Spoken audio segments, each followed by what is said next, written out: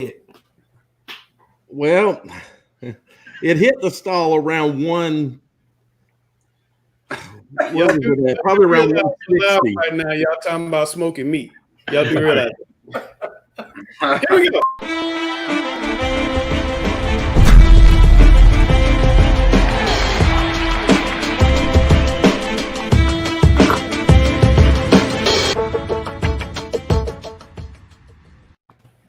You see what happens when I let these guys come on before we go live? They want to start talking about smoking meats and cooking food. Segment. And won't ever give me any barbecue. They just want to put pictures on Facebook and tease me about it. That sounds like 2-minute warning right there. Never give me any. I know that's not a good look. Yeah, that's social distance right now. I need some of the barbecue if you guys are gonna make barbecue. Yeah, I got some sanitized Tupperware that I can put at your doorstep for you to fill with that's perfect. I've got it planned out. We can do this in a socially distant, an acceptable way. I tell you what, we got a real busy show. We got a really important man in the back room. But before I bring him in, I wanted to show you guys California today made some big changes. If I can get it to come up on my screen here, made some big changes, and they're going to move all their stuff into the spring. Look at that. Mm-hmm. Football championships are going to be in April. Basketball championships are going to be in June. What do you guys thoughts about that? Man. Wow, That's a lot of time to plan. That's for sure. And, but I think that it'll work. You have a better chance of letting this work. With they committed at the paper. I think that's the big thing. I think that's the one thing. If you can point to our state where we're having the biggest issues, is we're not seeing this type of thing out. I mean, in Virginia, you see the proposed plans; they're not even done, but we're seeing stuff that's out and that's actually for the people to kind of consume. I'm tired of us being in this kind of, this waiting game of what the potential plans could be. That's the only thing I think there that I like about their plans.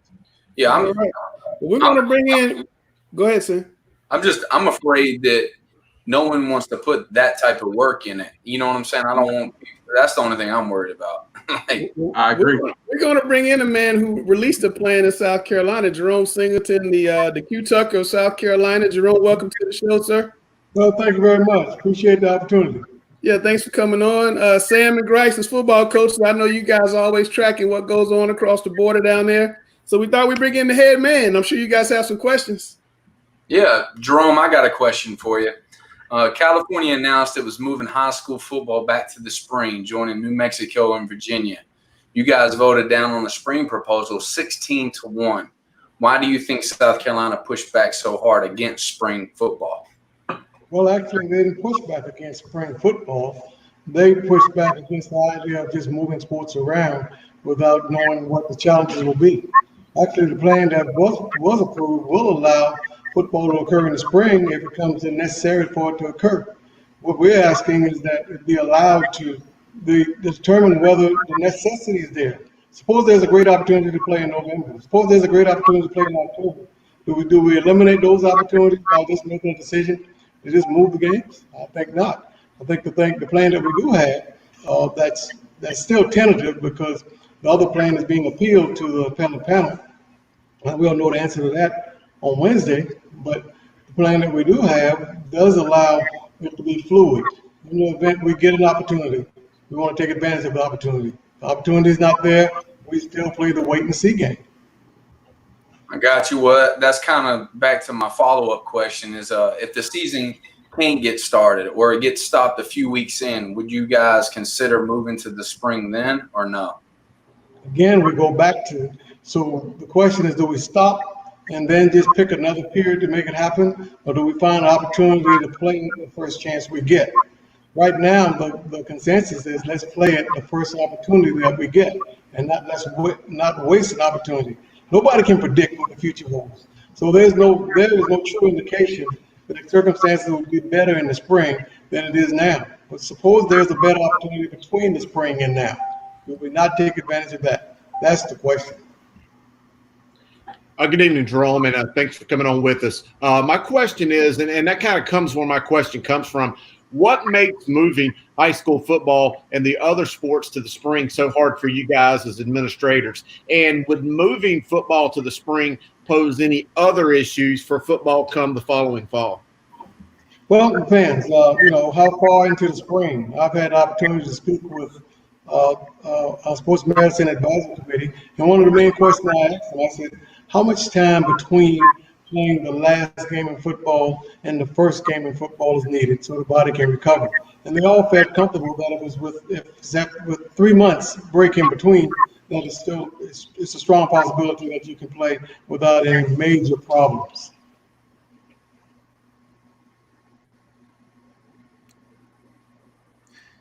Jerome, thanks for joining us. We're going to switch gears just a little bit. We lose a lot of coaches from North Carolina, and specifically here in Charlotte, we've lost Tommy Knotts, Aaron Brand, Adam Hastings, and we've been told various reasons of why coaches want to move, and money seems to be one of the bigger things. But could you tell us why you think, and what does South Carolina do to attract these high-profile coaches?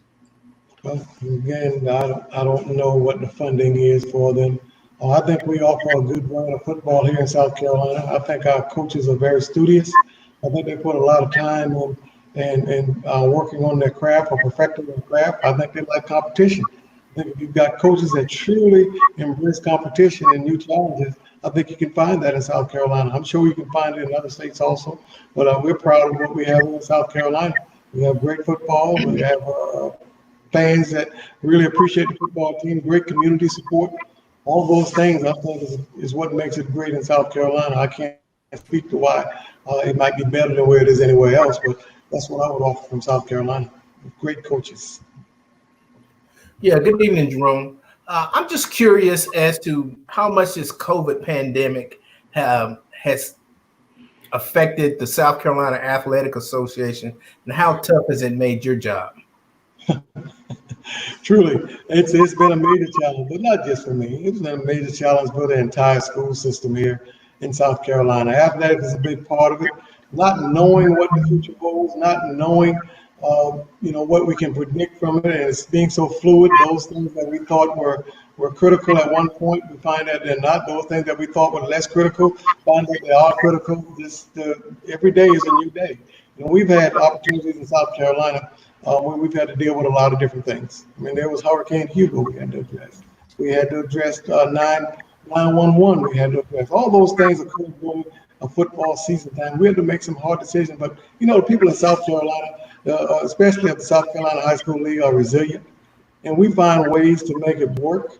And I think we just got one more challenge in front of us, and it may not be the last one we'll ever have, but we've got another challenge in South Carolina, and we're going to work together and figure out how to best accomplish what we need to accomplish with safety of the students and the coaches and the fans at heart. That's our plan. So while it's challenging work, it's good work. It's work that needs to be done. It's a great opportunity to be a trailblazer. It's a great opportunity to step out front and be a role model. And we take it as a fantastic opportunity to address some things that really needs to be addressed. Hard work, yes, but good work. Good evening, Jerome. Again, want to kind of switch gears a little bit and talk 7-on-7. So, I know personally I've seen some quality club teams from the low country, all the way to the upper state, showcasing a lot of the premier athletes that you guys have in your state. We've debated it a lot here, talked about it ad nauseum, and really discussed some valid pros and cons. Want to get an understanding of your thoughts on 7-on-7 and, the place that you think it has within high school football. Well, and again, I'm not trying to decide on whether it's 7-on-7 or basketball camp or any of those things that allow close contact to occur. And right now, C2C and DHEC both promote having a 6-foot different distance between people. So to play 7-on-7, we'd have to violate that. And if it's we're thinking it's in the best interest of our health and everybody else's health if we practice social distancing. So the sport or the activity is not what's that question here. It's what things are challenging that social distancing and the limited gathering. All those things are key. And those are the type of things that we thought about as we tried to build whatever platform or program we're going to allow to occur within the membership. What can we do and maintain the social distancing and the limited gathering? Oh, back to me. It kind of caught me off guard there. Well, I don't really have a follow-up question, but I did just in talking about the pandemic and everything that could come about, maybe the lack of playing. I know that Grice asked about the 7-on-7s. How much conversations have you guys had with officials, like from the Shrine Bowl and some of the other the North-South game, about the potentials of playing or not playing? And has there been any discussions from the standpoint of the high school league and any of these other organizations in terms of either playing as planned or backup plans if it had to be played at different parts of the year? Again, our plan is fluid. We're scheduled to begin the first day of practice on August 17th, which used to be the 31st of July. So we've backed it up a little bit. We've even cut back the number of contests that we're going to compete in this year. We've cut it back to 7 weeks of play of contests. And even with that, we reduced the number of state playoff contests that we'll have. We used to have 5, and we reduced to 4. And we're just speaking in terms of football right now, of course. But we've reduced it to 4, and we're trying to make it fit within the date. In fact, if we're able to begin on the 17th of August and able to begin our first game on September 11th, we can actually have the playoffs completed by November 20th, which is 2 weeks prior than where we've customarily ended it. Now, there have been all kinds of challenges that have come into place. If we usually have our last contest the second week in December. But over the past 5 years, we've had issues that have come up where we had to move our playing date because of hurricane, because of flooding, because of smoke inhalation, all those type of things. Well, we've kind of built in a buffer just in case those things occur. And it could also include an episode through the virus that may have shut us down. We still can end in December, the first week in December, and have those periods there. So beyond that, we haven't had any conversation because all of those other things occurred after our championship, All-Star Game, Shrine Bowl, and the likes. Well, Jerome, I tell you what, we've had a lot of people on the show, and no one has been sharper than you are. Like your look, I'll tell you, you got the tie on, you're killing it tonight. We've had some high-profile people, but you just killing them today. So exactly. You can thank my staff for that. They try to tell me how to put my best foot forward. Like I'm all ears. Like everything you're saying, I'm taking. Absolutely. When you look at Langston up there in his night. Thanks for coming on with tonight, man. I really. Yeah, I'm a little bad tonight. But Jerome, thanks for coming on with us, man. Good luck to you guys down in South Carolina. Hopefully we'll play a little football this fall. Again, I appreciate it. But if I can make one request of you guys, you guys have a lot of influence. And there's a lot of people that listen to you all the time. And we'll take the opportunity to really promote what we need to have done. Get the communities to get behind wearing those face coverings, to practicing those social distances. It's what happens away from our sport or school that's going to make the difference in the world. That for us, whether we're going to get to play or not. So if we can convince our student athletes to actually take ownership of this, because it's their game. And if they'll just take ownership to it and say, right, we need to do the things to make sure that we get a chance to play. I'm a senior. This is my last year. I don't want to miss out on this. So you need to cover your face. You need to wear a face cover. You need to practice social distancing. All of those type of things. You guys have the power because you've got the audience right there before you. Push that and watch us have a great opportunity to play. Thank you. Yes, sir. Yes, sir. We're pushing every day. Every day we're pushing the people to wear the mask, do the right thing. Jerome, take care of yourself, man. Thanks a lot. Thank you. Yes, sir. You're safe. All right. There's Jerome Singleton, the boss of the South Carolina High School League. Competition. Now we're going to bring in Katie Redford of Myers Park. We lost his buddy, Taj. Hopefully he's going to get back in. He's going to talk to us a little bit about the protests you guys have planned. First of all, I kind of want to know what kind of led to all this. What kind of led you guys to take this step, Katie? Just seeing everyone working and just like looking at what happened to every other senior and just start thinking about everyone else. And it kind of like hit me different. And I was like, well, maybe I should try to start something and just try to help.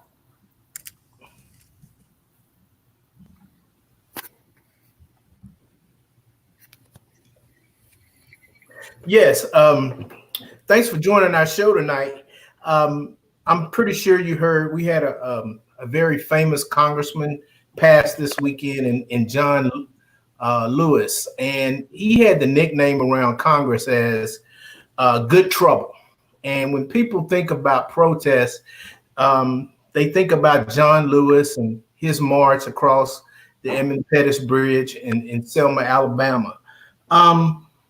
Do you guys worry that in your protests, it's going to defeat the purpose by gathering so many people together and bringing maybe the disease closer among high school athletes?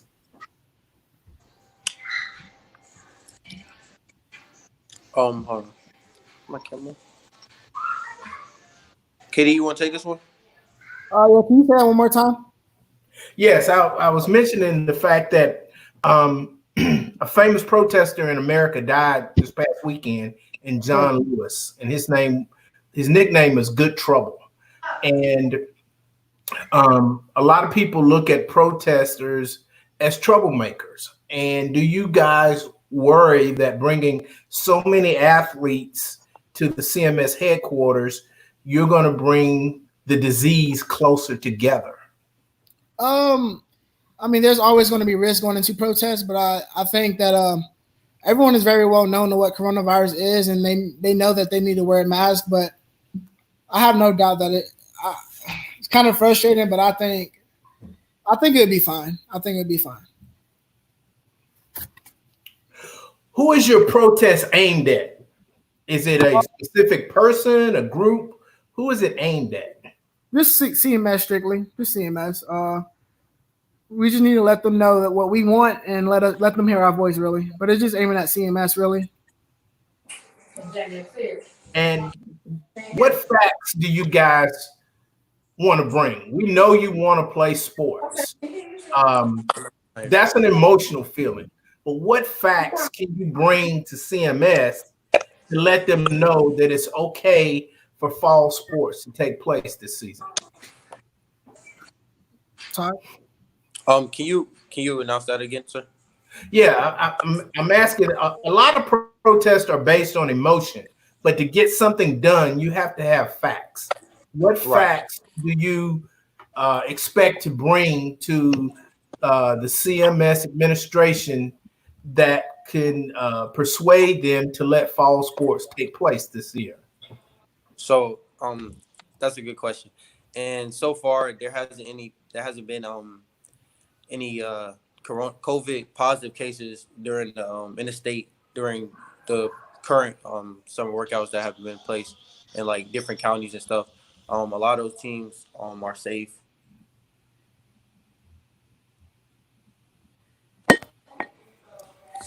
Yes. Sorry about that. There are not too many people. Okay.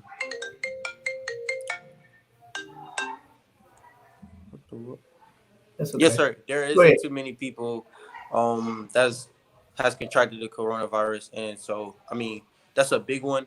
Also, there has been people in pediatrics that have said that it's been safer, workouts to start. The North Carolina High School Association has also deemed it safe to start. So those are facts that we have to prove that this is a positive step to go. Okay. Another one would be scholarship potential. There's a large percentage of people that depends on scholarships because they can't really pay for college, Okay. And without the sports season, it can hurt a lot of people, and I don't think CMS realizes that. Okay. Katie, I'd like to ask you, I know you've had some talk within your school, obviously, with your coaches and all about this. Have you guys talked to anybody outside of your school? Yes, we talked to other players as well because, football is a big community, and we talk to everybody out because we see each other like every single day. So it's just not at my school; it's every other school too. Okay. So if CMS in the state say that things are going to be going to the spring, how do you guys think that would be perceived among the student athletes, and what issues would that cause? KD and then Taj. Well, as you know, that there's athletes that might graduate early, so just living at the fact that we can't play with them is really going to hurt. Okay, and there he is. So what are your thoughts on it as far as if football is moved to the spring? It sounds like we can't hear you. Your mic. Your mic, yeah.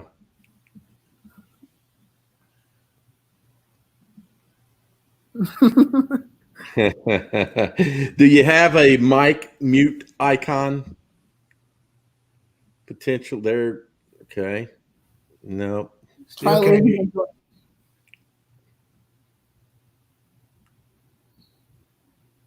Okay. Our leaving project coming back.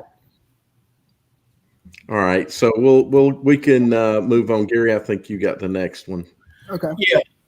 Do you guys understand that a lot of CMS's decisions are based on what the state hands down to the athletic departments across the state? What is your feeling about the role of state guidelines versus CMS guidelines? I mean, obviously, we have to listen to what the state says, and CMS has to follow. But again, it's literally the same thing. Just letting the kids make their own decisions. You know, we're old enough to make our own decisions, but I mean, we have to follow the rules, and we have to follow the rules. Okay. If you get an opportunity, when you get down there, and let's say that Sue Dorn, the AD for CMS, is there and is willing to talk, who's going to speak for your group? And what will you? Go ahead. I'm sorry. No, you can finish. No, go ahead. Who's going to speak for your group, and what are you going to say? Well, I wouldn't necessarily group. I would say anyone that would like to speak out. But I'm literally just going to write something up and read it out to the AD at CMS. Okay. I'm sorry. Go ahead. Oh, my bad. I'm going to just hit them with all the evidence that I got. Yeah, if you get an opportunity to speak, you can't have all of you speaking at once. Somebody's got to be the voice, the leader. So that's very important. So the other question, if CMS or the state doesn't play or delay, we know that some private schools have said they're going to play. In South Carolina, we just had them on. They currently have plans to play. Do you think any kids will move? 100%. Okay. You think it'd be a big move? A number of kids? A small number? What do you think? Whoever really wants to play would move. I mean, I know a lot of seniors have talked about moving if there's not a season. Gotcha. And I talked to my parents, that's the option. We want that as an option. Well, let's see if we got any questions. I think these kids are going to stay home and with no practices going on. So that's. I'm guessing no one is monitoring questions. Yeah. So Yeah. we have not. So you think these kids are going to stay home with no practices going on? So that. Of course, one of the questions, is, what are you doing to mitigate transmission? Meaning, are you trying to stay in? Hopefully, you're working out, but you're kind of keeping things. Or are you going out and just doing everything? Well, right now I'm doing as much as I can to even if they say we have a season tomorrow, I'm doing as much as I can to prepare. And I feel like a lot of people are also doing that. But with that being said, I mean, the whole thing of being as a team motivates a lot of these young kids, and I feel like that also keeps them in the right mindset to do good in life. And I feel like it's it's probably easier for us to become distracted when we're not involved, and so I mean, that's my take on that.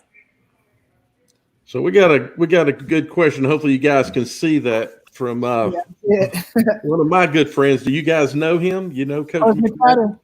Yeah, we know who that is. I hope you do. So what do you got to say about his questions there? Do you really think it's safe? That's the good question. Yeah. All right. I'll take this one. Yes, Coach McFadden, I do think it's safe. I mean, no one in the country right now is actually tackling or playing full on soccer games. Even some basketball tournaments are being a little altered to fit to be safer. But yes, I do think it's safe for us to start back up. At least at the workout point, we can do regular drills, non-contact. I feel like, but just being as a team, many people just being together is what's like the most important right now. So. Yeah. Okay, I want to ask you one question that's not on script, and that's one of the things that's concerned. I know Langston and I have we've actually had a lot of talk about this, and that's you're probably going to be safe. But if you get sick, you get the virus, you could take it home to a parent or a grandparent. Yes, sir. And so have you guys given that any thought in your evaluation of going out and playing?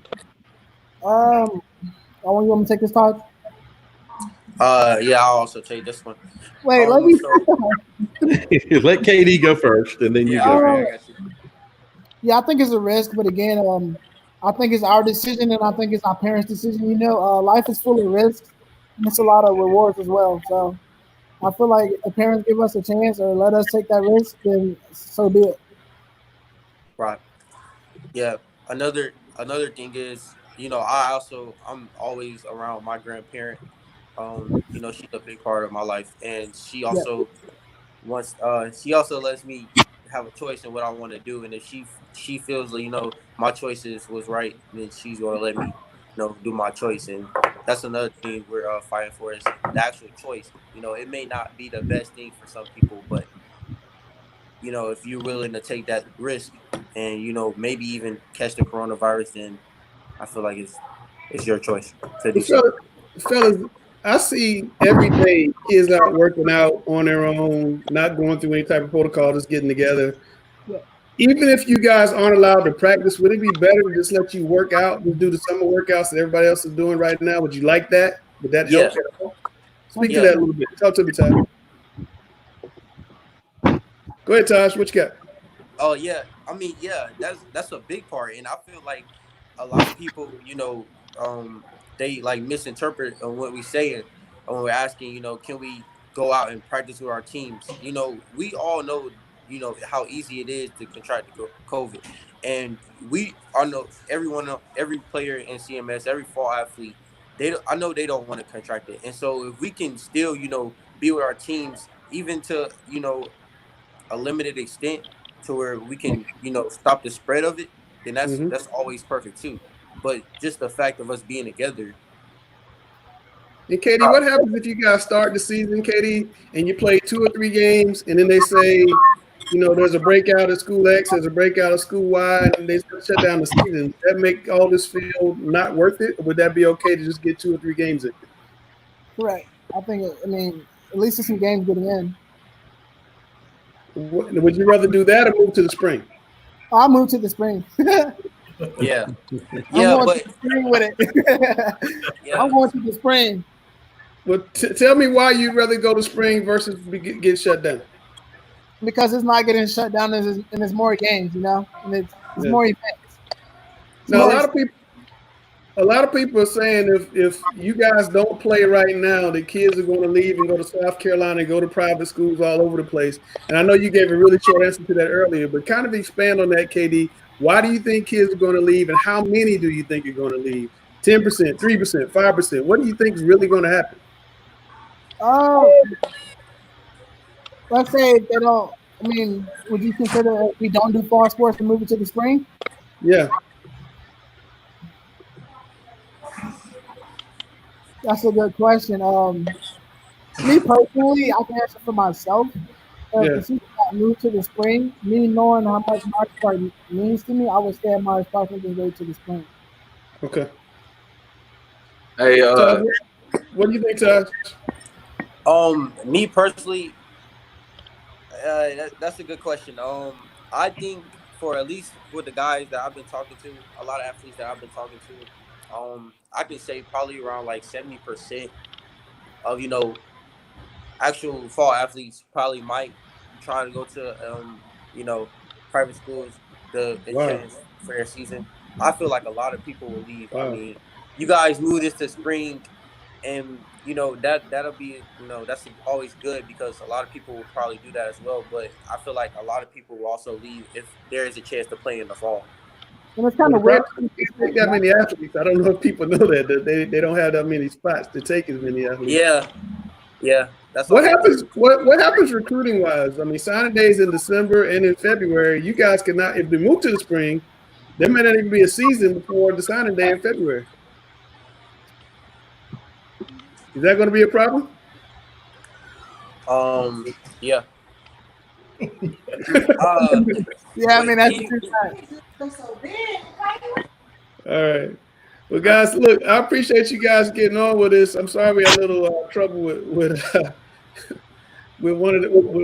Taj's mic, but Katie, thanks for coming on, man. Good luck with you guys on Wednesday. We're definitely going to be out there. I think all the stations, everybody's going to be out there Wednesday. Who's going to be the spokesperson? If somebody comes out for CMS, who's going to talk to you guys? No, that's something we still have to decide, but by Wednesday we have a final decision. All right, man. Good luck to you guys. Say that again. How many athletes are you expecting to show up? A lot of athletes. A lot. Okay. You guys got a fan in this weekend, Katie? I really can't give you a number, but there should be a good amount of athletes. I mean, I have people texting me from all over from Union County as well. So I'm looking for 50? Yeah. You think 50? 50, maybe more. Maybe more? Wow. Okay. All right, man. Well, good luck to you guys, all right? All right, thank you. All right, thank you, man. I don't think that that many people would leave. I think that you're talking about maybe max 3 to 4 per team, but it's got to be like people that have the ability to go to private school. There you go. It's expensive. Like I'm to move to South Carolina. Them West Charlotte Lions, baby, they staying with us, baby. We're gonna figure it out. Well, we're gonna bring in the man who maybe has a couple of opinions on this right now, Mike Natoli, the head coach at Independence High School. Coach Sam told me on camera he really, really, really wants to play you this year. He says you're ready. What's up? Right, he wants to wait. Hold on, you qualify that. We're talking about losing games, not adding games, so I don't know. Woo. You already choked him. I'm gonna be honest with you. I've never lost to Natoli though, so like it's gonna be hard for him to say that. To be honest with you, but on a real note, your haircut is phenomenal. You must have hit up 218 Barbershop. Is that where you go? Nope. I had long hair in college, and then I decided to shave it one day, and I've been cutting it myself ever since. Hadn't spent one penny on the barber. So hey, save a lot of money. Save a lot of money. Yep. All right, Chris, what you got?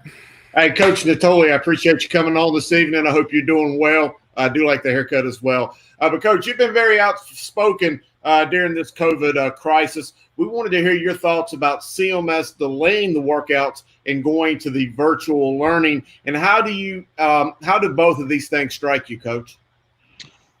First of all, I want to just thank you guys for having me on. You guys are doing a great job, obviously, giving coaches and athletes platforms. So it's a great thing what you guys are doing. We really appreciate it. I've been stuck at home for 4 months with my 4 kids, and it was okay at the beginning, and I got to spend a lot of time with them. And we were doing, we were having group workouts and Zoom meetings and stuff with our team. So we were still kind of rolling. It was just at home, so it was okay. But it's been really frustrating lately. I think the biggest complaint that I hear from most people and from ourselves is that we don't know what's going on. There's no plan. I think a lot of that starts with government and politics. Unfortunately, I've kind of been outspoken about that a little bit and never really paid any attention to it until now. But we don't know the truth. We don't know how bad the virus is. We don't know. It could be a lot worse than what we know, or it could be not as bad. You just really don't know, because it seems like everybody's got their own political agenda on how they present the information. So that part's frustrating, and I think that's creating a lot of confusion for our leaders and our administrators to make decisions, because they don't really know what's going on either. So the biggest frustration, like I said, is just we don't have a plan. We don't know what's going on.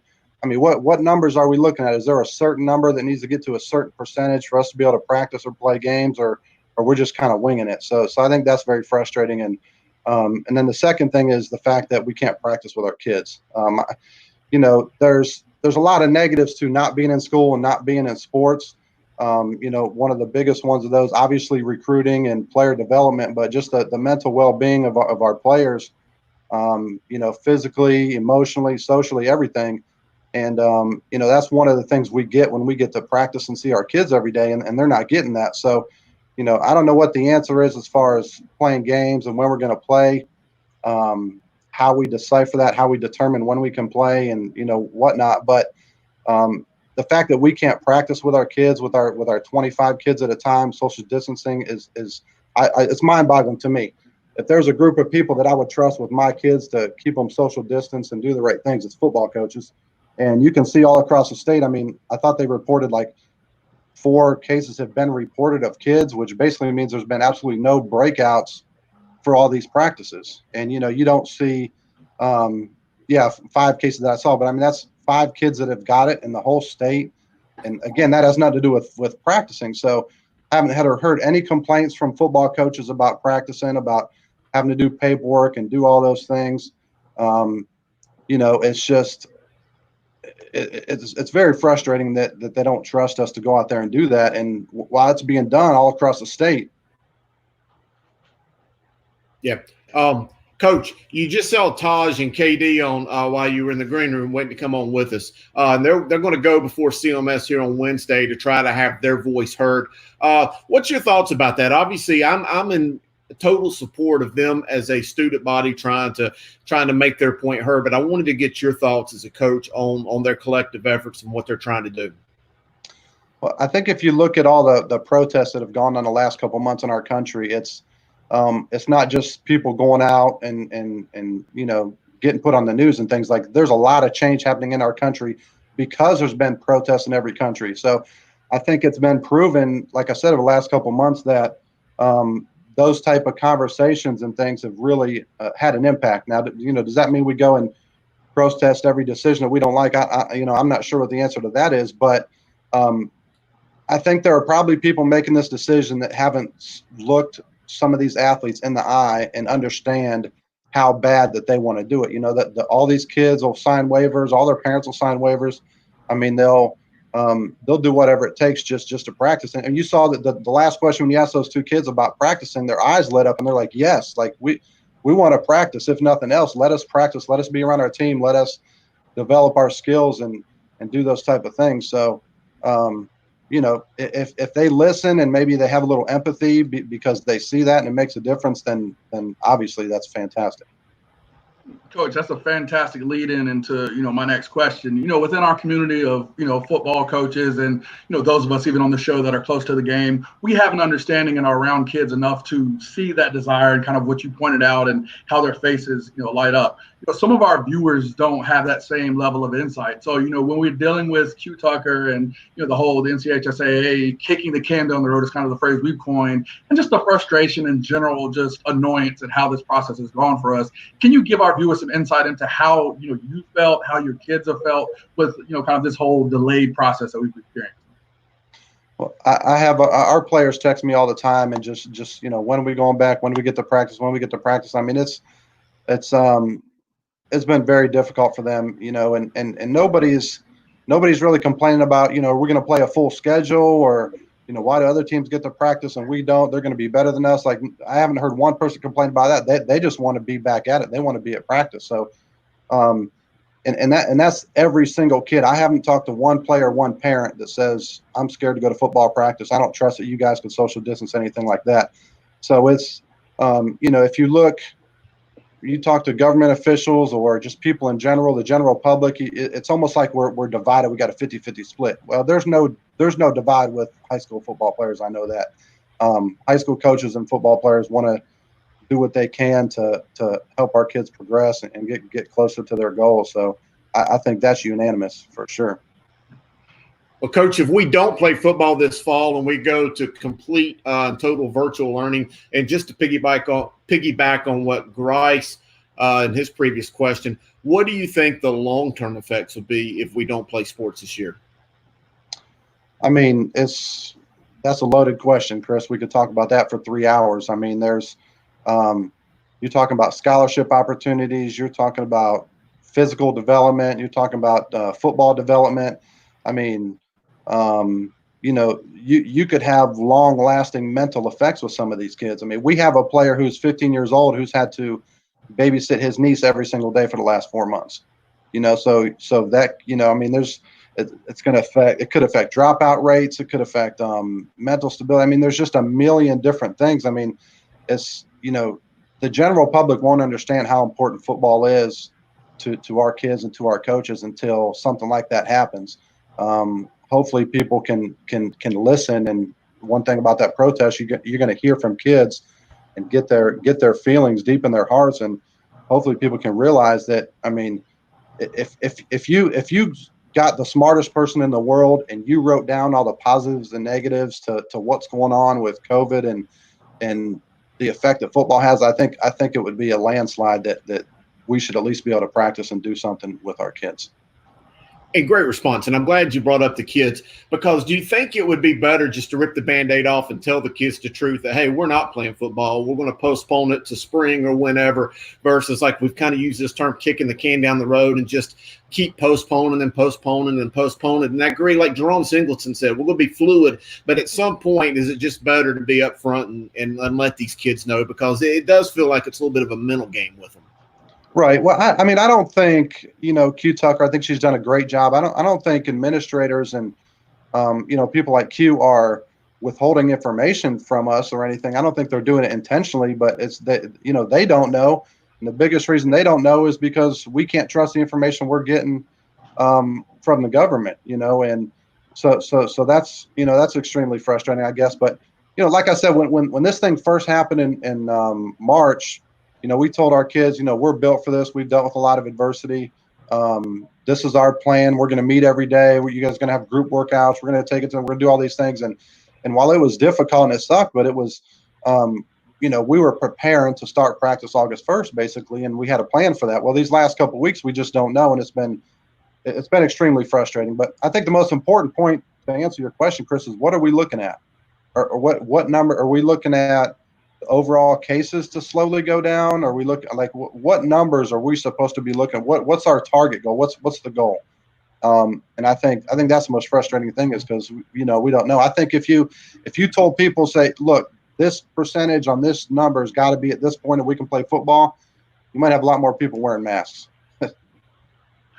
Agree 100%. And Coach, you touched on something great. I wanted to ask you about it. And especially when dealing, as football coaches, one of the biggest words and buzzwords even is adversity. Coach, you've had to deal with, especially at the quarterback position, two situations, that I've dealt. You've had to deal with a ton of adversity with the team. I mean, first was, of course, the passing of Flash, and being there for you guys' first game without him. It was very moving and definitely. Was very inspiring and great to see you guys, do well. And then, of course, last year with Arnold Taylor and the ACL. Can you explain kind of the adversity that you guys have had to deal with and how, as coaches, you have, helped your team, kind of get through that and how that's helped you for dealing with this pandemic as well? I mean, I think as football coaches, we talk about it all the time, but, it's real. I mean, it's kind of what we do. A head football coach is a problem solver. That's what you do, and you deal with it every day.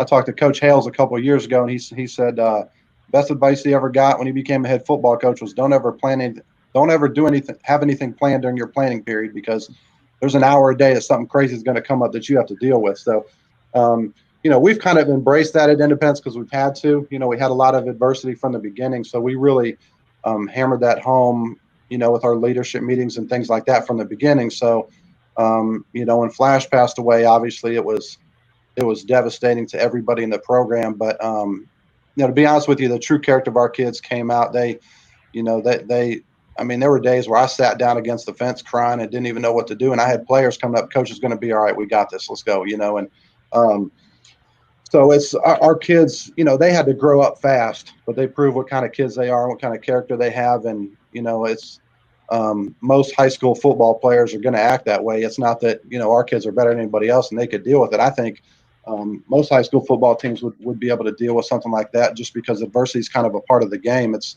why football is the best game in the world, because we get to teach life lessons, and we've had to deal those face on. But our players and our coaches have been amazing through all of it. Just supporting each other has been the most important thing.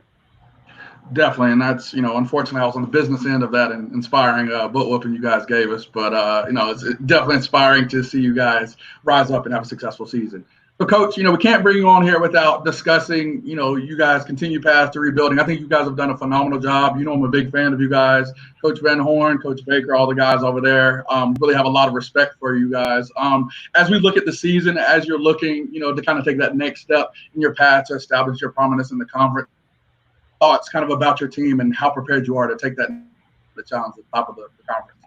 Yeah, well, this COVID thing has added a lot of anxiety as far as that goes, because we have a great senior class coming in, several kids with offers already, and it would be the fourth year. Obviously we were with them when they were freshmen, so they've been with us the whole time. They know what to expect. Our off-season culture was amazing. I mean, what we did in the weight room before this pandemic hit was the best we've had since we've been there. So it was really an exciting season as far as the program goes.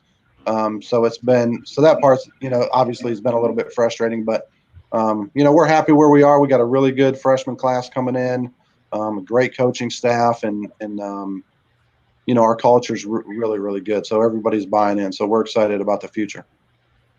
Well, Coach Natoli, I appreciate you coming on here tonight with us. It's absolutely great to get your point of view on all the issues at hand, and it's great to talk to you tonight. We hope that you guys have a great preparation for the season whenever that can begin to happen. But again, can't thank you enough for coming on. Yes, sir. Thank you, Chris. Thank all you guys. Thank you. Absolutely. Well, I'm going to do a no-look pass here to Sam and let you take off this next segment, Coach. All right. Well, so we got our high school correspondent, Kenzie McLean, back on the show, a.k.a. Linda Cone. Kenzie, you did your first report this week. Tell us all about it.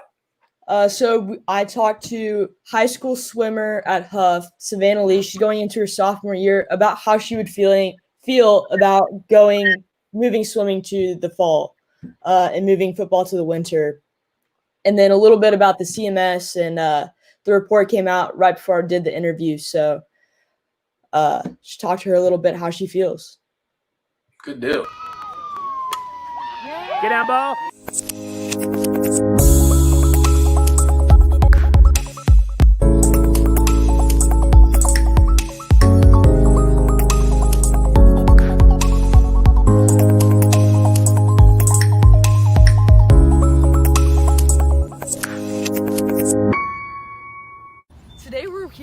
Huff High School sophomore swimmer Savannah Lee.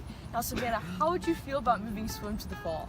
So personally, I think swimming in the winter is better just because you know all your teachers by then and you know what's going on with school and you know how to get around and stuff. So I think winter swimming is better just because everything's kind of already laid out for you. So do you think fall sports should stay in the fall? Yes, I think fall sports should stay in the fall because imagine having football in the spring. It's too hot. It's not as exciting because you don't get to go to your first football game when school starts. So I think they should stay in the fall. And CMS just ruled that you're going to go to school for the first 2 weeks, but after that it's going to be all remote. How do you feel about that? So I think that if I were CMS, I would go the first week of school and then do remote and then go back to school because everything's going to be laid out. If people get exposed, they're already going to know by then. So to go 2 weeks and then go online is just kind of pointless. Thank you, Savannah. Wow, that was pretty amazing. You're big time. Big time. Maybe I should bring a little younger factor. Aaron Andrews, Yeah. Okay, but Linda Coleman is greatest ever of all time. So I'm everybody. gonna be honest. I don't even know who Linda Cohen is. So. Terrible. Just gonna throw that out there. She's the best. You know, she would be considered like the godfather of it. Yeah, godmother of it. But what do you have in mind next? So I work out at this place called Ultimate Athlete. A lot of high school athletes in the Charlotte area go there, from Myers Park to Huff. And I'm going to talk to them about working out without your team in the off season. It's a little bit different feel for a lot of different athletes, and then how they're going about recruiting, and if what they're doing there is helping them in the recruiting process. Good stuff.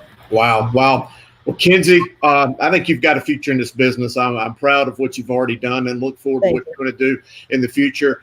Thanks for coming on once again, and I can't wait to see what you got in store for us next week. Thank you. It's going to be fun. Thank you. Have a good one. So it's just going to be Chris and me on this. There you go, my man. All right. It's time for the Great Warrior Hughes on the screen. Favorite time of the day, Chris's Corner.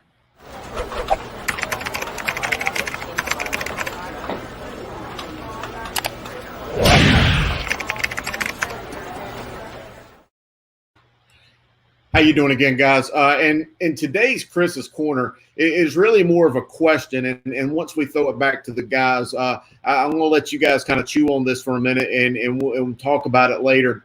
And it kind of ties in with what has already been brought up in today's episode with Taj and with KD and with some of the conversation we've already had.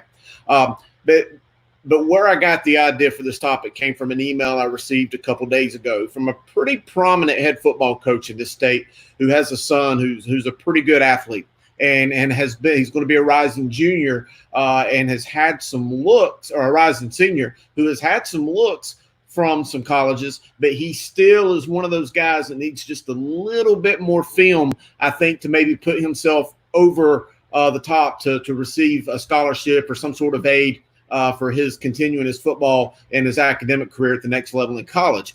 So with that being said, all the speculation we've seen, private schools are going to be playing, the potential of South Carolina playing football in the fall. What if, and I hate to use that, but what if we do not play high school football this fall here in North Carolina? What would you do if you're that parent? We've already asked Taj and KD about the number of athletes who could potentially move. This coach here, and I'm not going to throw a name out, but he said that he is 100% committed to move his family, his son, and teach and coach in another state, whether it's Texas or Arkansas or wherever the case may be, just to give his son an opportunity to be seen and to get that game film to move on. And I think that we're going to see others do it. But what do you guys think? What would you do? Is that an ethical dilemma? Would you do it for your son?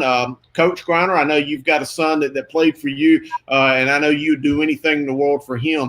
At what point do you think it's a chance that you would take to pick up your family, leave a successful coaching job you have here for the betterment of your kid, just to get the opportunity for him to get some playing time? Because, again, we're talking about a kid we're talking about an investment, the opportunity for him to go to college and have some aid in that and not have to be stuck with the bills themselves.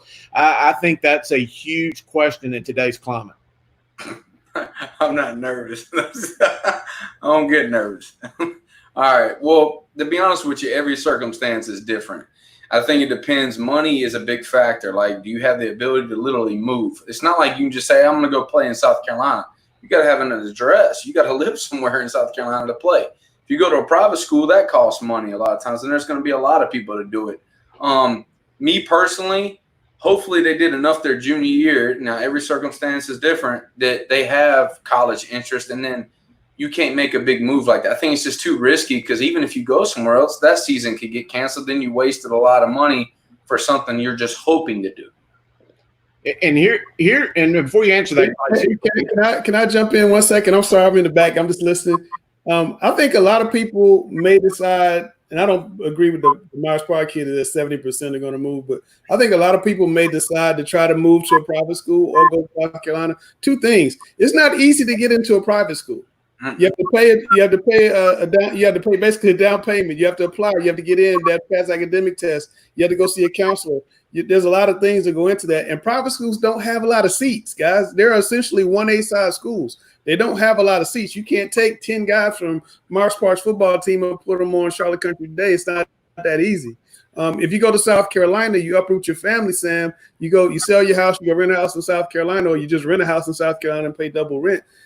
There's no guarantee they're going to play in South Carolina. I just think it's a really chancy thing to make a move right now because we just don't know what is going to happen. We just don't know. I'm sorry, Chris. I'm going to get out and let you go. Well, no, and that's a very good point you made, Langston, and I'm glad you brought that up because those are all concerns that I've had. I think that there's an assumption that a player can just up and go to a private school, but I think we all know that is a much more difficult process than's out there.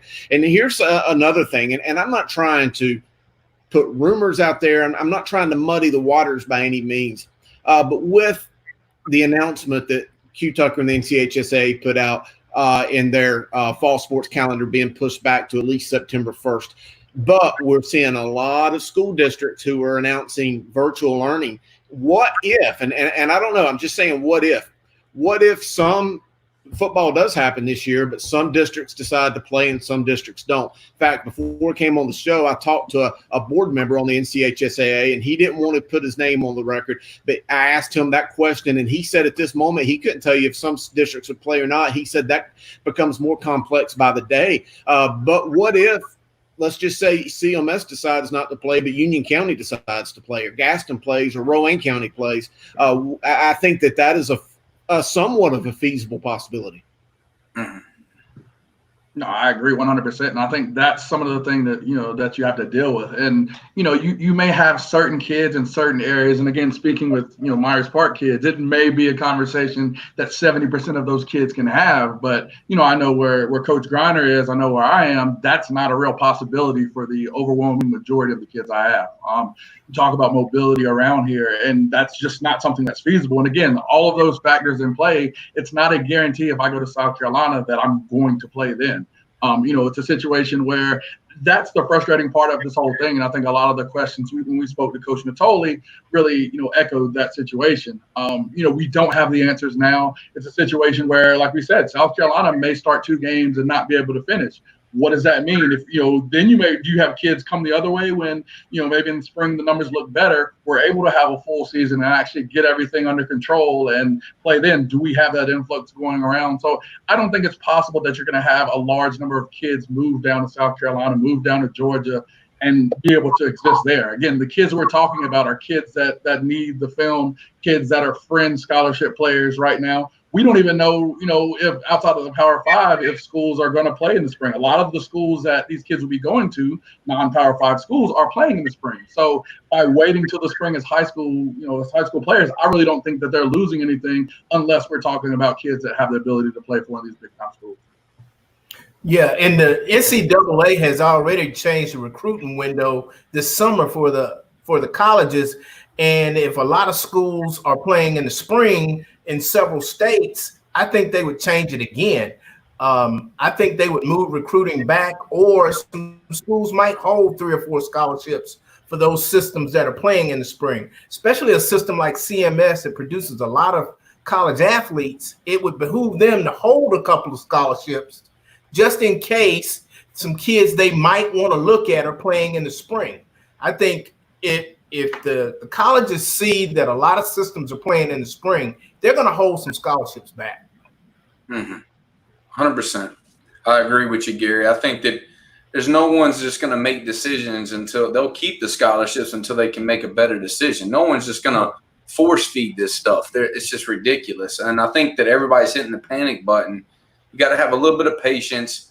Let the experts figure things out. Maybe we get a vaccine before you know it, and then now they have a plan in place. We start in November. If there's no vaccine, a lot of people say, well, how do you know you're going to play if you go in the spring? Well, you don't, but you're just buying yourself time in the regular school year. That's all you're trying to do. You're doing the best you can. Now, spring sports last year, they got devastated because it was just out of nowhere this came. There was nothing they could do about it. But now we got to have a better plan. I also think for a long time, it's just been traditional that we follow this agrarian school calendar. You know, we base our school calendar on farming, and 3% of the population actually farms. This might be the opportunity to move the school calendar around. Who says you can't delay school and maybe start at another time and go through the summer? I mean, it's not like you're going to have a whole lot of kids that don't miss school because they got to go plant a crop. This is Gary Richmond. He's running for office, and you can vote for him in November. Hey, but I support what you said, Gary, and you're 100% correct, because you're right. The world don't revolve around agriculture like it used to. And you know, I when I was younger, I wasn't in proponent of year-round schools, but I think right now, you look at how those year-round calendars go, and being a parent of children in school age today, I think that there's more parents than you could imagine that would be in support of a different school calendar that would be a little bit better working around their jobs and their schedules. Man, everybody on the comments is loving what you're saying, Gary. I was like, wow, he's going off on a tangent right there. But you got a farmer's almanac back there. Like, you got someone. Can I get an amen? Can I get an amen? Amen. Amen. Sam Grant, it's your time, man. What we doing? It's coach versus coach time, baby. Uh-oh. All right. Are y'all ready? Let me get everybody off so we can get it to out of room. To the competitors. Room. Clear it. To the competitors. All right. Now, everybody out there, you guys have to decide who wins. All right. So we're going to drop their theme music.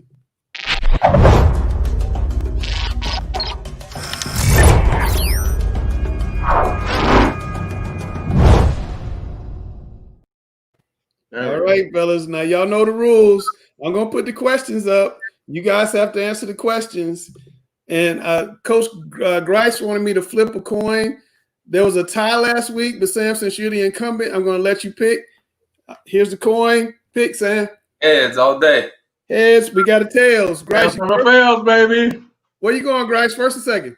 Oh, you know what? I like my head coach does. I'll play defense first. He can take the first question. I'll be defense first. I know where Sam's going. Now, I'm getting out, so I'm just going to put the questions on the screen, but I know where Sam is going to go with this one.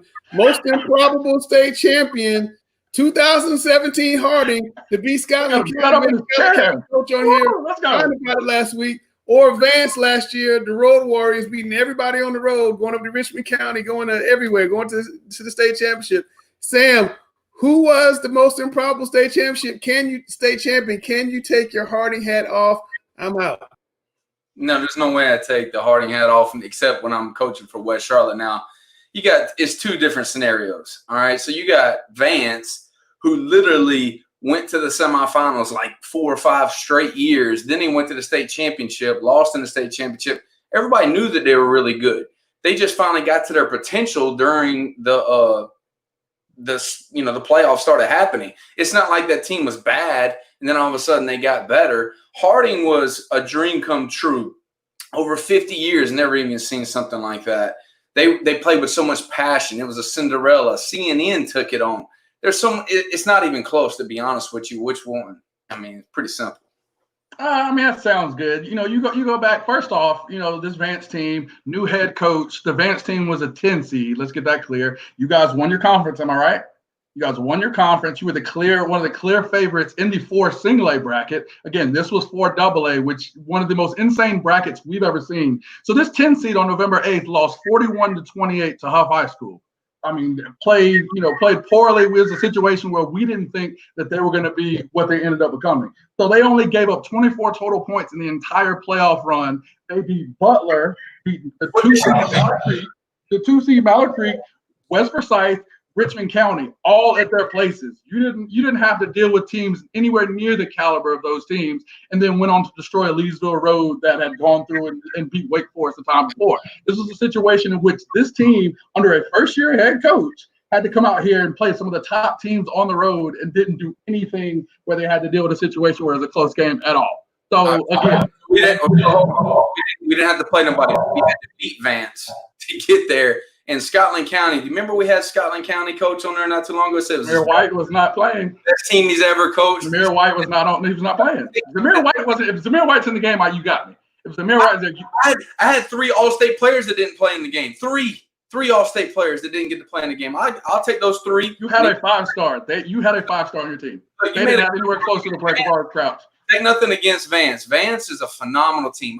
I said it. I said there was 4 teams that could have won the state championship. Vance was one of them before the playoffs started happening. I even gave like a whole segment on it saying if they play defense the way they're supposed to play defense, and Coach Hackett did that. He did a phenomenal job. Amazing job. No one wins in Richmond County like that. When's the last time you've seen a team Richmond County get dominated in Richmond County? It does not happen. They dominated them that way. The year before, Myers Park did it. The year before, it's pretty simple. So. That team was probably one of the best Richmond County teams you've seen in 5 or 6 years. Again, you don't see them get dominated that way. I think that team. Again, this was a 10 seed. This was a 10 seed team. They got dominated. Let's go forward. I clearly want that. You're up right here. All right, so game of the year. These 2 are amazing games, but again, I saw you here. I've got to go with Vance Creek Part 2. I'm an IMET guy through and through. I saw you with your badge, with your hard bottoms on the Vance sideline for this game. You know it because you were there. This was an amazing game. Again, you're a defensive guy. Why am I taking the game with the lower score? I tell you why. Because Vance wasn't supposed to win this game. Austin Greer was getting killed. The offensive line was getting dominated. This was one of the best Mallard Creek teams we've seen since their state title run. And the fact that Vance came out here after getting dominated in the first game, only touchdown they scored was on a defensive touchdown. They took control of this game from the beginning, and even though it was ugly, they made sure to do what it took when it was necessary to get it done. And the moment they showed weakness, they came back with what was called the drive. It was ugly, but Austin Greer showed the heart of a champion after he got knocked around the entire game. I swear they had about 10 or 12 sacks. He was able to come down there and get one of the best drives to, I think, who the best player was on that team last year, Stephon Thompson, to win that game. Gave me chills thinking about it. All right, so like you said, I was at that game, and I thought it was a phenomenal defensive game. But the problem was this. Even though it was low scoring, I thought that Vance, all he did was do the check down swing pass. He threw that ball probably 15 times, and I felt like Mallard Creek didn't do a good enough job of stopping that. All they had to do was take away the swing, even on key downs, and then they could have took it away. But they didn't do that very well. Now, you're talking about the other game, Catholic versus Kings Mountain. It's not even close. You had 7 overtimes. Say it again. 7 overtimes. Now, I know you like coming over to the dark side and try to say, I like the defensive game. You're always going to keep coming over to the dark side eventually once you start figuring that out. But that game is just way better. You talking about how you didn't know which way it could go. I thought that Mallard Creek was winning part of the first game, in the first half. Then Vance took it over. It was kind of easy to see the swing. No, they couldn't make the adjustments. Mallard Creek stopping the swing pass. And then their defense was locking them up. So, Kings Mountain, Catholics won so many state championships in a row, and you thought Kings Mountain had a chance to beat them, and they didn't. Catholic, all that passion that they play with, they still, 7 overtimes end up winning the game. All right, best team in North Carolina. Now, this one's a very tough one. I ain't going to lie. So you'd have to put Richmond County up in there as well, too. I think Richmond County might have their best football team at all this year. I really do. So I don't want to, disrespect them at all because, my man will come. He'll come for you now. He'll come right now. Yeah, so I'm going to have to go with the one guy I'm not going to piss off ever again is the Weddington Will Shipley, because that man right there, I feel like he literally puts a chip on his shoulder when he feel like I choose against them in any way. And I think that they are special. They won 2 state championships back to back. And I think that they have a chip on their shoulder, the whole team, because who passed them last year in the Sweet 16? Our own Charlotte Observer, they end up leapfrogging Weddington. They should end up being the Sweet 16 because they haven't lost in forever. And they end up winning the state championship too. But, Vance made this, great run, and they leapfrogged them. I think that's another chip on Weddington's shoulder. And I think they're supposed to play this year. And if it went down, I think Weddington could literally be – I know, they're a smaller school. I'm telling you, I would not put it against Will Shipley. He is a beast. No, and it's like you said, it's a tough one. I love my guy, Coach Capone. I love, all those guys out there. They do a great job, but it's no question. And the biggest thing with it, and with Vance being the best team, is that they play these other teams that we're talking about here. You have a situation in which, because of our conference, they're playing the Mallard Creek teams that are consistently the best in the state. They're going to see Richmond County in the playoffs. They make sure with their schedule, no matter what, you saw they were playing Dutch Fork. This team has shown even in the past that, hey, we're going to play some of these top teams out here, and we're going to make sure we do everything we can. I think because of that strength of schedule, because clearly, within the mentality of those guys at IBM Drive, I tell our guys all the time, they eat weights over there. And you can see that just by their mentality. They ain't the biggest, but they show to be one of the most physical. And I think if you'd have seen this matchup, Will Shipley would have had a day. You don't take that away from superstars. But I think just the mentality, that IBM Drive mentality Coach Hackett brings, and now with the kind of cool customer edge that Coach Fairby brings on that offensive side of the ball, I think that combo is pretty tough. And that's what makes them best in the state in 2020. All right, this is huge. Oh, this is easy right here. I think you can sit this one out, Sam. During quarantine, it's one of the big things for me was that, hey, I knew I didn't have to go into a corporate office. So I said, you know what? I'm going to take this chance just as my kids are and win through COVID. I think Malik Creek has coined that hashtag. I like that. I'm going to win through COVID. So I chose to win through my beard. I moisturize. I got a good little herbal oil going. I try to comb it out for these periods to show exactly what I've got going on here. So it's great. I mean, it doesn't provide any problems. Don't really have food that gets stuck in here. So I think it's clear to see that the longer, more flowing beard is the better choice over your close, tightly, trimmed beard over there. I think it's pretty clear. It's not very clear because the only thing that's not clear is that what can fit in there. I think you still got some Cheetos just dangling there. Now, obviously, you got the single life beard. I'm a married man. You know what I'm saying? So my wife is going to be like, no, you're not going to be poking me all day with your face trying to kiss me. So I got to clean it up. You got to be clean, man. We're on a great show. And you're looking like, sloppy. It's just all over the place. It's like literally hanging off the screen. And it's not even like tightened up. Like we got some earmuffs on the side too. So it's not even. Okay. Like the my girls in my life, as long as my daughters are okay with it, those are the girls that matter, and I haven't got to cut it yet. You guys are too much. My favorite part of the show, man, coach versus coach. We'll be back next week with more questions. I love the beard versus. We got to get some reader questions, Langston. Hey, any reader questions, guys? Send those in if you want to debate. The oven was hot. The oven was hot tonight. I thought Grice did a phenomenal job. Absolutely. Came up with a win, but it was just a little short. We got love the beards, bro. We got Marcus, man. We got the dude's got a tighten up beard like me. He's got a tight up beard like me. Look at that beard day. I love it. Look at the hashtag. We got it. Hashtag Grice's beard. We gotta get that going. Oh yeah, that's my buddy right there. You had to help me out. I had to get my people in here to help. I hear you. So Dale, Grice is running now. Early on, you guys were going. I didn't want to stop your train of thought, but we did have a couple comments come in when you guys were talking, debating. Chris said he was on the sidelines for the Kings Mountain game. He said Griner won that question. We had a Richmond guy, Deion Cranford, come in with a comment there. Ooh, there we go. That's good, man. And knows what he's talking about. Chris jumped back in. He thinks Richmond has the most talented roster, but when is the best team, most complete? I think we named Huff number one that way too early preseason Sweet 16, and I think nobody wants to comment on that. Then we got a long comment here. I don't know what he's talking about. But we got finally I get love from my head coach. It's all love. I love you guys. All right, folks, we're gonna bring you guys back a little bit later on. Thanks for coming on. Now it's time to get our guys on for the 2-minute warning.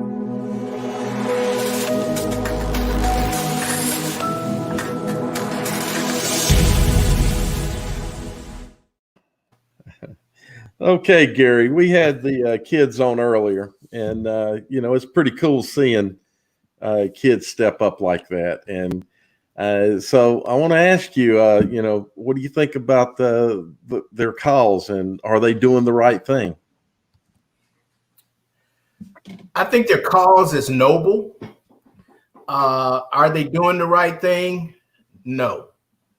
And the reason I say that is I want to take us back to about 2008, where CMS lacked the funding because of the recession to keep a lot of teachers, to keep a lot of academic programs. They were even thinking about eliminating middle school sports, and people protested, and the community joined in about, hey, we can't cut middle school sports.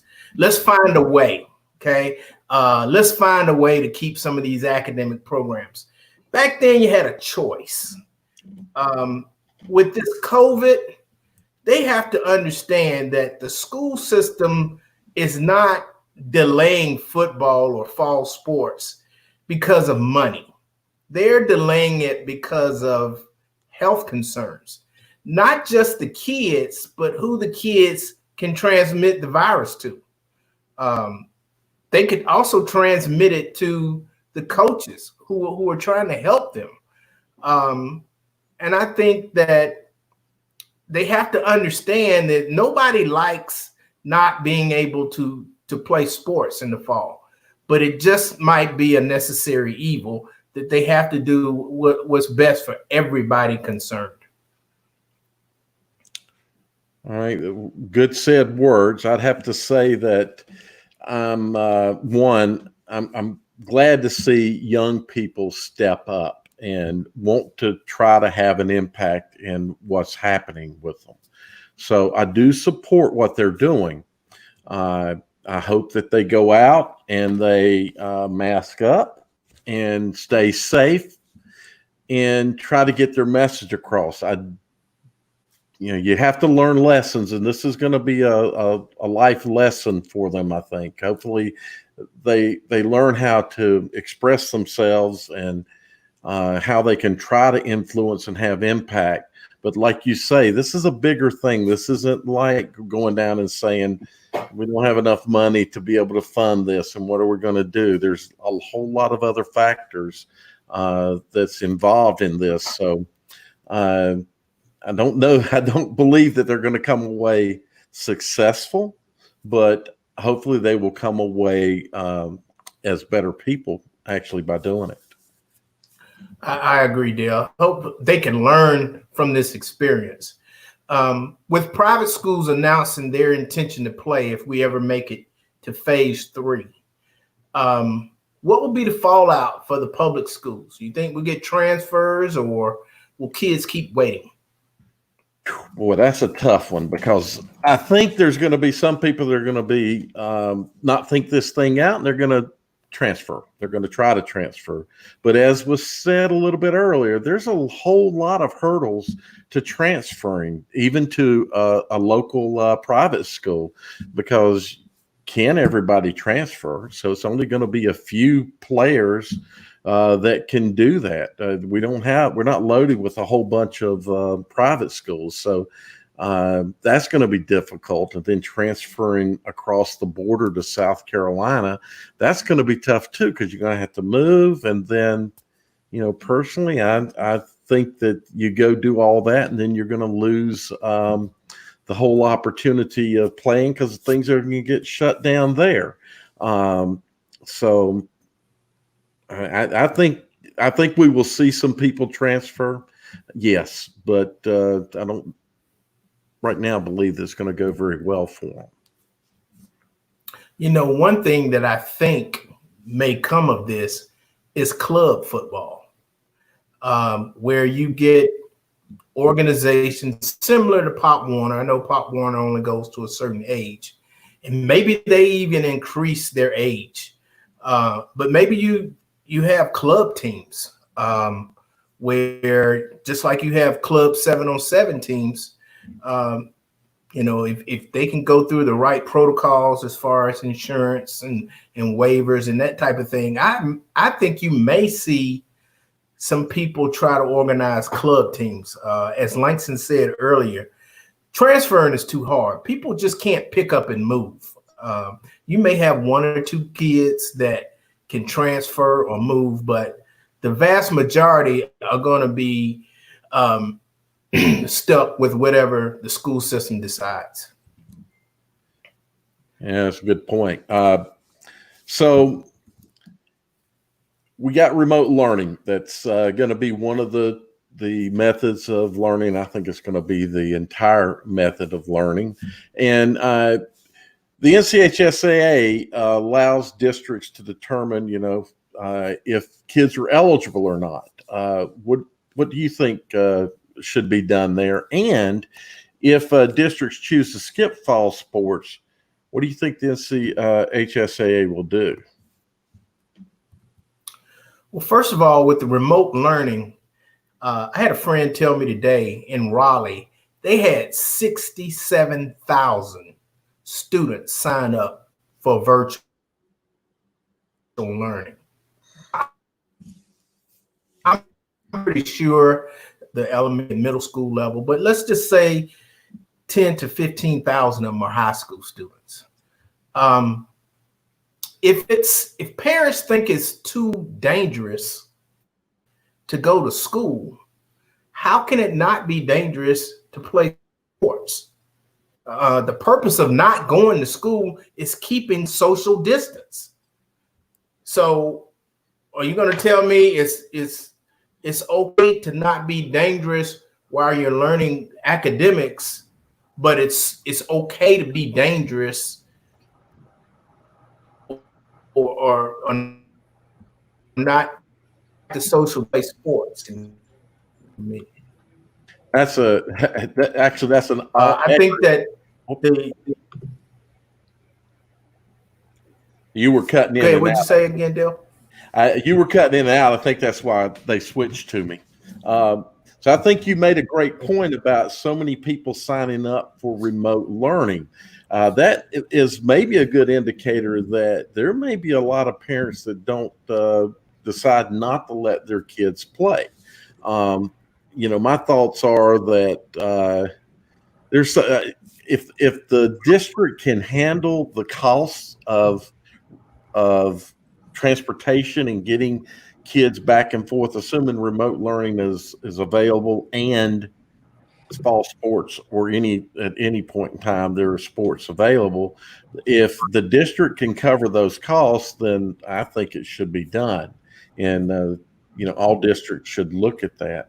Well, if a district decides not to play, if we decide to go, and this is one of the other things that can happen is the NCHSAA can say go, but a district can say no. And boy, if that happens, I don't know how that'll be handled. That's a big deal because it would probably be more than one district. Yeah, there's some big questions to be answered. But one point that I think personally, if I don't understand, and I know Gary disagrees with me, but I don't understand why, if we have remote learning, what's wrong with playing sports? Because that's less time for kids to be around each other. If I'm in remote learning, I'm not around people all day long. Then I'm just taking a smaller segment of my population and going to have sports in the afternoon. I don't see why that's such a bad thing. I also don't see why it's such a bad thing what Mr. Houlihan said last week about having one day of school with 1/3 of your population in school to at least have a touch point with those students. I do have a lot of sensitivity what Dale is talking about having an older person, a parent, a grandparent, an aunt, and uncle at home when that kid comes home with COVID. So I'm sensitive to that. So I almost support remote learning because of it. But I think in a remote learning environment, I want to hear what you guys have to say. Kids should be able to play sports. And if a district decides not to play sports, I think other districts are going to say, here's my chance. Mecklenburg County and CMS aren't in the 4AA. I'm going to get a state championship. You guys respond. I'll jump in on that. That's a good point. But the question would be, if CMS says no, how much impact is that going to have? There's a lot of question about how we're going to play. Are we just going to play conference games? If that's the case, and there's not, CMS is not going to play anybody outside of CMS, and none of that's going to impact other people's schedules, that might be an opportunity. But my guess is CMS says no, we're going to see a couple of other big. Wake County's going to probably say no before CMS. Bryce, 2 questions. Should remote learning be eligible? Yeah. Should remote learners be eligible? And if a big system says no, do you think other systems will still say yes? Yeah, so the first point there, as far as the remote learning piece, I don't understand, like you said, Langston, why that's a big issue. Especially when we look with football, the majority of practice that we have, especially we look at the summer, we look at even, into game 1, if not game 2, all of that's done before we enter into school. So I don't understand, if we're able to play games before we come to school, why it would be a big deal if kids are not on campus to continue that throughout the season. I don't understand what the difference is and why it's okay in game 1, game 2, but yet if that was a whole season where kids aren't on campus, that'd be a problem. We look to the second question again. Let's be clear here. This state is ran by Guilford County, Forsyth County area, CMS, Wake County. If those three, major units aren't playing football, and the related counties and and areas around them, nobody's playing football. Those are the big areas that are going to drive decision making. We saw, when Wake County seemed to be pretty, heavily pushing their date back a little more than everybody else. That seemed to drive CMS. That seemed to drive a lot of these other districts that are surrounding these big areas to kind of respond in kind. And I think that's what you have. If you have a CMS that says, "Hey, we're not playing," you're going to see different areas around, are going to kind of echo that same sentiment. So to me, it's driven by these major areas, and they're going to be the ones that drive the whole state as a unit. Well, 2 points. First off, I think that if we do go to virtual learning, I do think that those young student athletes should be allowed to play. I think they should be eligible. I have questions about how that's going to happen. Is the school system going to provide transportation for those players to get to school every day to go about their practices? I think that there's far more questions and answers in that regard, but I do think bottom line they should be allowed to play. I go back to what Coach Natoli said: who better to implement social distancing and doing things the right way than football coaches? And I 100% agree, because your football coaches are going to go about doing it the right way. Now, I'm going to disagree with Grice and some of you other guys now in the sense that if CMS, if Wake County, if Guilford County, Forsyth, your 4 largest school districts, though in Cumberland, in the state, if they decide not to play, I don't think that it's checkmate for the rest of the districts. I think that it's just like a political map that you see on Fox or CNN or whatever. You got your red and your blue states. Well, you've also got a lot of red and blue counties. I think that you will see some of those outliers. You tell me a Swain County is not going to play football, or a Richmond County, or Franklin High School. I think that you're going to have some of those counties that will buck the trend and play. Now, or who are they going to play? They're going to play each other 4 or 5 times? I don't know. I think basketball. Try to play. Home and home like basketball. Chris, is it fair to hamstring those smaller counties because they may have very few cases versus a big county like Charlotte, like Wake County and Mecklenburg County, that carries the bulk of the cases just simply because we're closer together, there's more people living here? Is it fair that we're holding them hostage by not playing? Well, the NCHSAA and state of North Carolina is broke down into 8 geographical regions. And I think that they're in those 8 regions. I like the way they're strategically placed. North Carolina, I keep saying it, if you drive Highway 64 from Murphy to Manteo, that's about 620 miles. North Carolina is a very long state, and you're right. The geographical pockets of population are very tight in certain parts of the state, but otherwise it's very rural in most of the state, and there are parts that have practically, I don't want to say no effect, but very little effect from this pandemic. And I don't think it's fair to jeopardize or to penalize them because of being part of the same state with other people. So if because of those individual regions, I mentioned the 8 NCHSA regions, if somehow or the other they can regionalize them and, keep those mountain regions and Region 8 together, or Region 2 together, or out in the coastal regions in Region 1, if you can keep those kind of segregated to themselves without going over into Raleigh or Charlotte or something like that, then maybe there's a way for them to play. But I hate to see those rural areas penalized because of, what's happening in the big cities. Okay, Sam, one question that I keep getting when I go to my remote learners should be eligible, and Chris brought this up, how to get kids to school. I don't think kids have much problem getting home from practice. And I may be wrong about that, but I want you to tell me, how big a problem is it getting kids home, and how big a problem would it be to get kids to school if we were having all remote learning? Because I would imagine there's a lot of buses that won't be used in the same way if we have remote learning. But I'll let you answer that question. Well, I think that, kids will definitely find a way to get to practice because they've been at home so many days, so many months. And I think that they'll find a way. Definitely wherever you live, it matters. Some people they have their own car.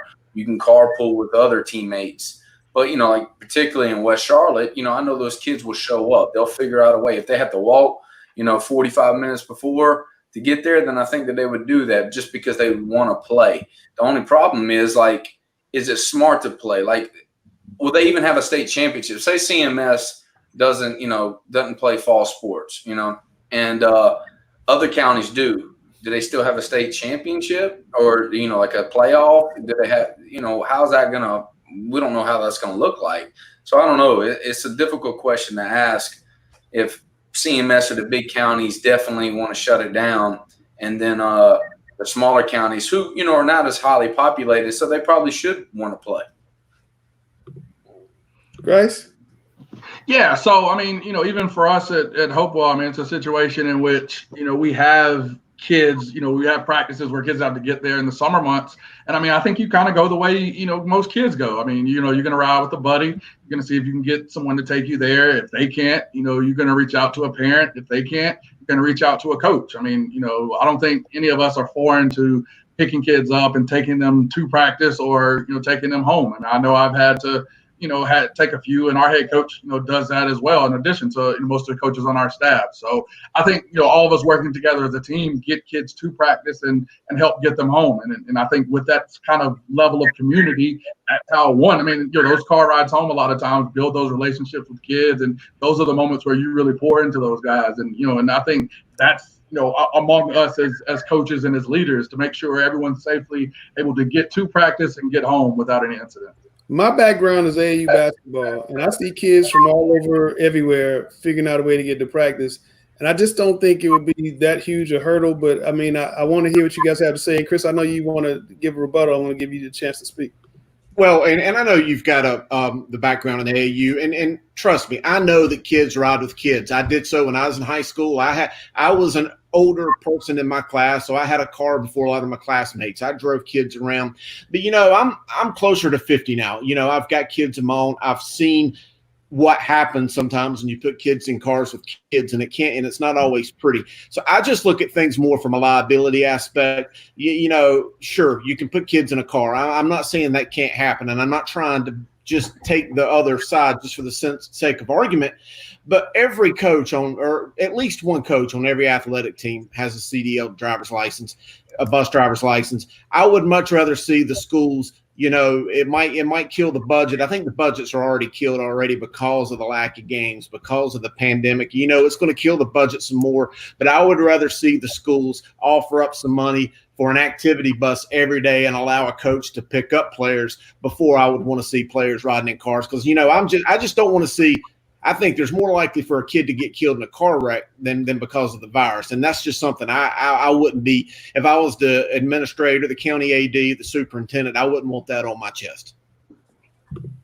That's a good point. I didn't think about that aspect, that Chris always got the great knowledge for us. The one thing I wanted to add to it is this, like the coaching aspect. How like most coaches, if you miss practice, there's, repercussions. There's going to be something. What do coaches do now? Do we not be as strict? If like say we start having practice and then 15 kids don't show up, or what are we going to do about that? The rules that are going to change, what we follow, how we build our program. So it's going to be interesting if that does happen. Yeah, well, it's a lot of uncertainties. Chris, you got a fan of Lamont Robinson with a great point there. I mean, I guess what I'm saying, guys, is I think kids will figure out a way to get there. I don't know if they'll all be carpooling or how to get there. But kids, you guys don't take kids home from practice. Am I wrong about that, Grace? You guys don't take kids home from practice? Yeah, I have. I mean, I have. But like on a bus situation, it's not like a. No, not on a bus. I mean, the problems we kind of have with buses. Okay, so I don't know how reliable that be. 50% of the problems taken care of. It's a matter of taking that same 50 and putting it on the front end. So, correct. Yeah. But I just think remote learners should be able to play. I'm sorry, Sam. He definitely drops kids off on Betty's Ford Road on our side a few times. There we go. You always say you don't want people to talk about recruiting in you, and every week you make some type of recruiting comment. Thank you. Self-inflicted. He always cries about somebody. I say that because Grice, I just joke around because Grice coached my rising ninth grader quarterback that's going to be a stud. Can't wait to see him, what he can do. Hopefully we can get to practice so we can find out. All right, guys, we talked about the Myers Park kids. This is kind of their manifesto. This is what they want from CMS. And, we talked to them. We heard about what they wanted. Do you guys really think there's any merit to that? Are they going to get anything out of this? And I know we touched on it briefly, but I have the whole team now. Do you think anything's going to come out of this? Because I really think CMS is in a tough spot because you have such a big system, so many kids being affected. It's really going to be hard, I think, for them to make any type of decision. I think it's brilliant. I mean, I think, if we talk about kind of the issue that we've had as a state when we compare with others, one, it's lack of information, and two, it's been the decentralized nature of how this has gone, where you've had our state to say, hey, we're leaving this completely up to you, where I think Jerome kind of came on and seemed a little more authoritative into how the state was going to handle things, even though districts still had some of their same autonomy. So I think them directing their concerns with CMS is brilliant. And, if they have a big enough voice, which I think is my one concern as far as the impact and as far as getting enough kids to go out there, if they can get that voice to be heard loud enough, I do think that CMS is really going to have to consider their request. Gary, what do you think? Well, with any type of protest, it's three things you got to have. Okay, you got to have empathy. Okay, are the board, the decision makers, are they going to have empathy? The other thing is, are they going to make somebody uncomfortable? Because protest means you're making somebody uncomfortable. So who are they planning on making uncomfortable?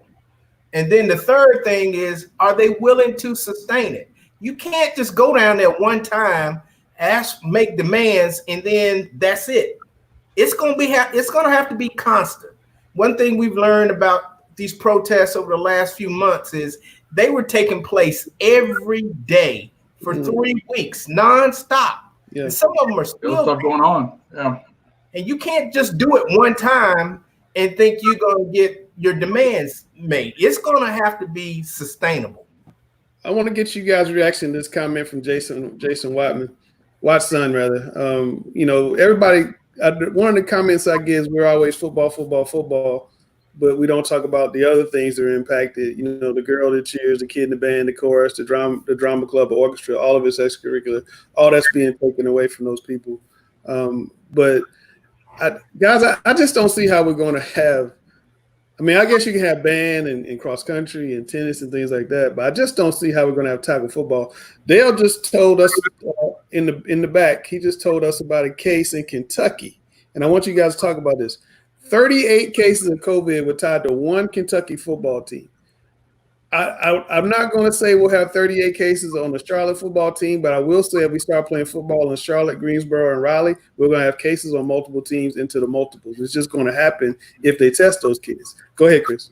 Well, and I want to say one thing. And, a few seconds ago, I went on my speech about Western North Carolina and rural North Carolina. I know Hazard, Kentucky very well. That is in the extreme southeastern corner of Kentucky in the Cumberland Gap in the mountains up there around Middlesboro, and that is an exceptionally rural area. So it goes to show that just because you're not in a big city, you can still be affected. Yeah, and I think, the thing is are we going to test the kids? If you don't test them, you might not know they have it because they're going to be asymptomatic. But if you test them, I think if we test it right now, there'd be a whole lot of kids in CMS to have COVID. It just is what it is. But Dale, what do you think, though? I mean, if we do start playing, they probably won't be testing them, and there's probably a chance they could spread it even further. That's the bad thing is they probably will not be testing them. They should at least have antibody tests. I can tell you, we've mentioned my daughter and her husband was sick, and they have 2 children, and they never showed major symptoms. One's a rising third grader, and one is a rising first grader. Yeah. So they're going to have antibody tests to check. So there's a good chance that they've had it. So thus they were asymptomatic. Never had the symptoms. So, you said we may not see. I think we will see if we play football. I think we will see some schools around here that'll see that kind of a breakout. Now, Sam, I know you don't like this stuff that we're talking about now. 38 cases on one team, possible multiple cases in Charlotte, because you want to play football. Is it better right now as a football coach for the state to say, you know what, we're not playing, we're going to play in the spring? Or would you rather them keep saying we get to September the 1st? Because you know what's going to happen. We'll get to September the 1st, and they're going to say, we're going to October the 1st. And now we're going to wait another 30 days, and kids are going to be in limbo, not knowing what's going on. We got these 2 kids from our spot. They're going to protest again, save our season. What you're a football coach saying, what would help you and help your kids right now how would it help you to hear from the state? What could you hear from the state to help you? I'm trying to form my question. Yeah. I mean, I completely get the question. Here's the thing. We don't know, if we can play right now in the fall, then yeah, of course I would want to play in the fall, but I don't think that that's a possibility. I think that with the case numbers, there's no chance that we can do. They don't want a lawsuit. You're talking about millions of dollar lawsuits. Like, they're not going to risk that, and I get that. I just wish that we had a plan in place that we could play in the spring. And I get it. The spring sports, they don't want us to play in the spring as well because they don't want to jeopardize, people playing as well in their sports. So I get everybody's concerns. I just hope that, CMS in particular and North Carolina in general, I hope that they don't look at the spring and say, well, spring lost their season. Now fall's just going to lose their season and not have some type of plan because, like I said, football drives for so many programs like West Charlotte.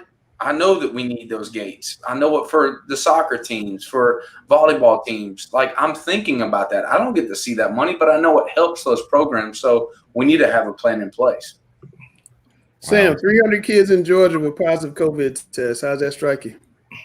It doesn't surprise me. I mean, we'd have – if we all did the test, if we were all mandatory testing and CMS, we'd have, probably close to 100 to 200 cases, no doubt. Yeah. You guys' thoughts, Deion Cranford's comment here. What do you guys think? CMS involved.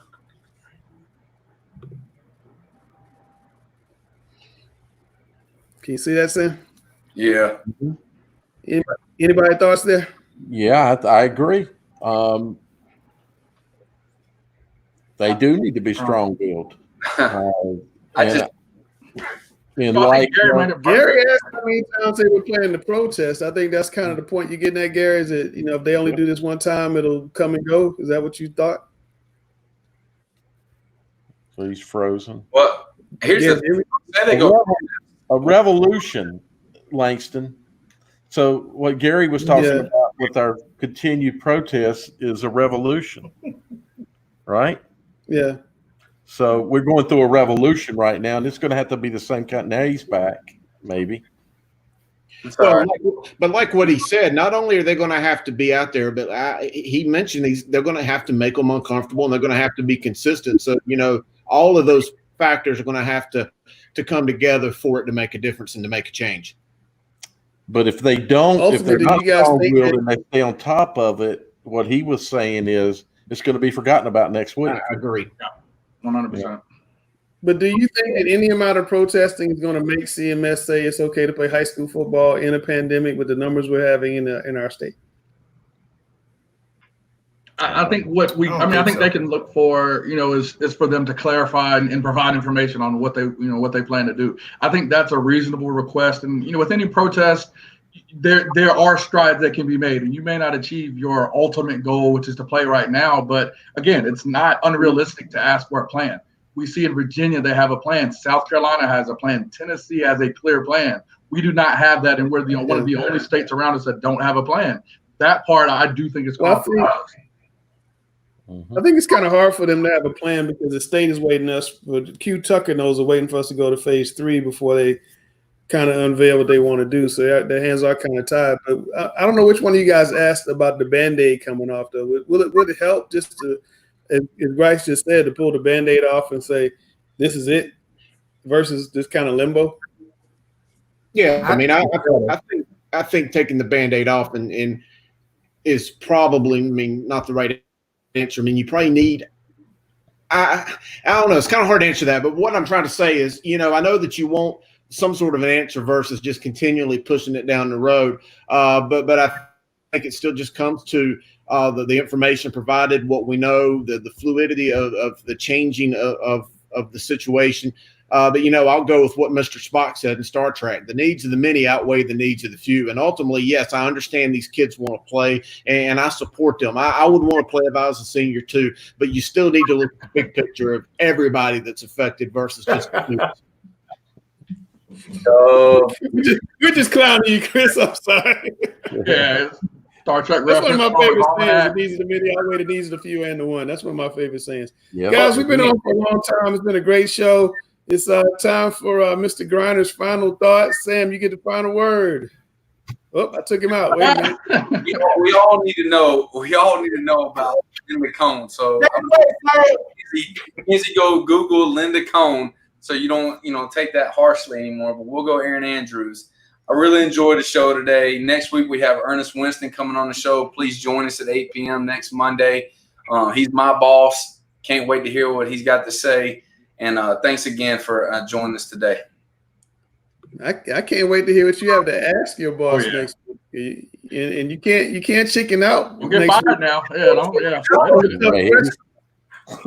Can't chicken out of the questions. Guys, it's been a great show. Appreciate everybody coming on. All you guys, plenty of you guys still sticking with us watching.